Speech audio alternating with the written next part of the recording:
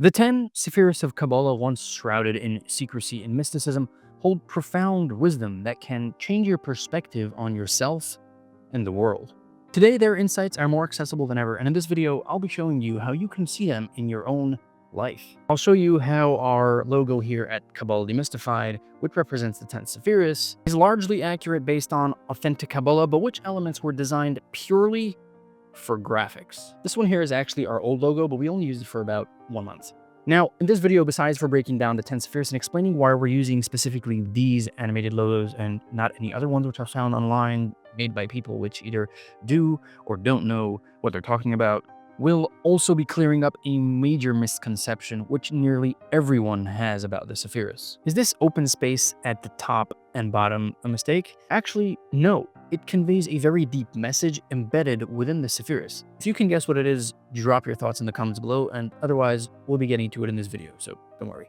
And what's up with all these lines? These lines illustrate the relationship between the Sephirot. While you may already know that the Sephirot mirror aspects of human personality and experience, which we'll cover in this video, they reflect a spiritual version of themselves that exists in infinite and spiritual realms, a subject we regularly discuss in this channel. Now, many of our subscribers already know this from previous videos, and that's a reminder to subscribe if you aren't. The top 3 Sephirot are intellectual, while the next 3 are emotional. The latter emerge from and are activated by the former. These lines reflect those connections, but we left some out for design reasons. For example, there should be a line going from Chachma to Bina, because Chachma represents the initial spark of information, which is not yet fully grasped or understood, while Bina processes and organizes it into a structured, comprehensible idea. The flash of information obviously comes first, and then the process of understanding comes from it. By the way, I'd love to hear your thoughts. Let me know in the comments if my explanations make sense, and drop any questions you have to help shape future videos. Moving on to Das, the third intellectual Sephirah, and it means knowledge.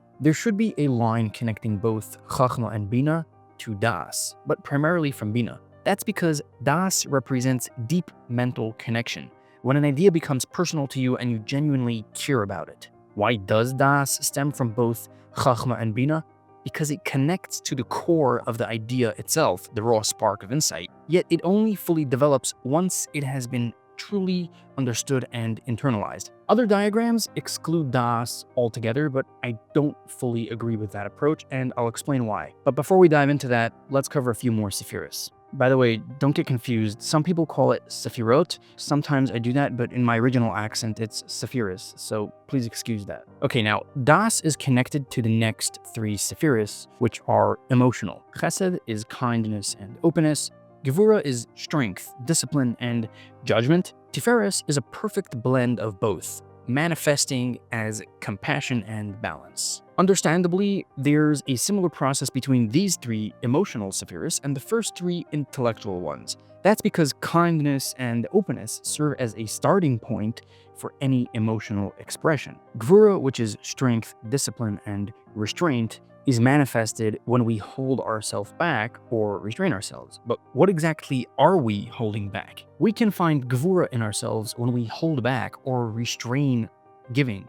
But what exactly are we restraining? Exactly, we're moderating our own natural expression and filtering it before it goes out. So Gevura acts as a receiver from Chesed. This connecting line was present, by the way, in our old logo, but it's missing in the new one for graphic reasons. Then we have a line from both Chesed and Gevura to Tiferet, or how I like to call it, Tiferes, because compassion refines kindness, ensuring it's directed properly to be truly beneficial. Now, let me clarify that. Pure kindness is simply the urge to give, but unrestricted giving is not always beneficial. Would you hand a knife to a child just because they asked for it, or perhaps cash to someone who might misuse it? Gevura would restrain the impulse to give, realizing that in certain cases, generosity could be harmful. But Tiferes finds the middle ground, perhaps offering a toy knife instead of a real one, or perhaps handing food or clothes instead of handing over cash. It's about revealing the openness of Chesed while applying the full strength of Gevura's filters to create a beautifully balanced outcome. In fact, the literal meaning of Tiferes is beauty. Now, I'm sure some of you might be thinking, what's so mystical about this? This is basic psychology. Well, yes, the Sephirots are mystical, spiritual, and infinite beings, but we do have samples of them within us. Which reminds me, we still need to talk about why the top and the bottom Sephirots are open, but we'll get to that momentarily. These last three Sephirots before Malchus transition our feelings into action, because the feelings that are felt in us, like kindness and openness, generate love in our heart. Strictness can foster fear. Tiferes brings a feeling of mercy, but these feelings don't necessarily always bring us to act on them. We can care about someone, want to help them, but never actually do anything. Therefore, the final three Sephirot, called the branches of the emotions, come into play to directly connect to action. I sometimes think of them like gears in a car. Our emotions are like the engine, the wheels are like action. To get from feelings to action, we need to get the car in the right gear. Unfortunately, this video is going to be too short to discuss the emotional branches in details, but we'll get to them in another video. But now let's talk about why Keser at the top and Malchus at the bottom are open, and the deep meaning behind the line cutting straight through the middle, but mainly the significance between showing the Sephiros as voids within a silhouette versus showing them as things within emptiness. Then we'll tackle the huge misconception everyone gets about the Sephiros. The Sephirot are used by God to create the universe. Because God is totally unlimited and beyond us, his decision and desire to create us is originally infinite and not fully part of the 10 Sephiros. That decision and desire is Keser. It's open to the void above the Sephiros in this logo, as the void represents God's true infinity and lack of description. It's not really counted as part of the 10 Sephiros because it's kind of part of God's infinity. There's going to be more on that in another video.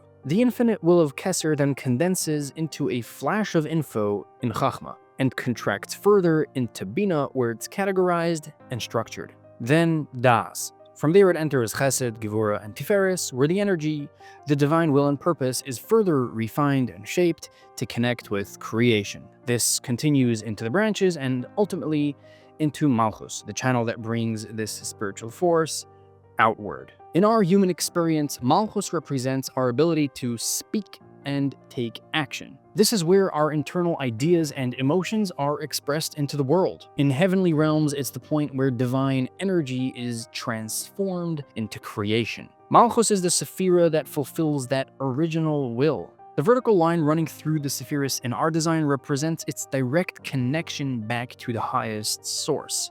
In our older logo, a circle connects Keser with Malchus, and that's significant since Keser isn't fully a Sephira, as we said. It actually surrounds and permeates all of them. But it's mainly revealed in Malchus, which channels that divine desire into being. In the current logo, the circular sphere represents that. Malchus is open to the bottom because it creates the universe, but as we've said, that's only with a power coming from all the way up. It flows into the same void surrounding the Sephirot because the substance of matter itself is sourced from God's own essence, which has no beginning and is the only force capable of creating a universe which feels like it has no beginning. And now we get into the massive misconception many people get about the Sephiros. And if you're enjoying this video and would like more of this type of content, don't forget to subscribe. Let's clear this up. A diagram is just a diagram. The spiritual Sephirot are beyond time and space, and the psychological Sephirot are just aspects of our human psyche. There is no object in heavens which is shaped like this. Ancient cultures built statues to represent spiritual concepts, and sometimes we might fall into thinking about the Sephiros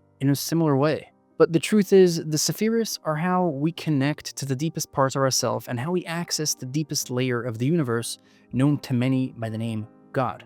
The goal is not to connect to the Sephiros themselves, it's to understand them and use that understanding to reach the profound truth within their code. Watch this next video to explore how the Sephiros evolve through this spiritual structure known as Hishtalshalos. And if you haven't already, check out our full playlist on Hishtalshalos, links in the description. Thank you for watching and see you next time.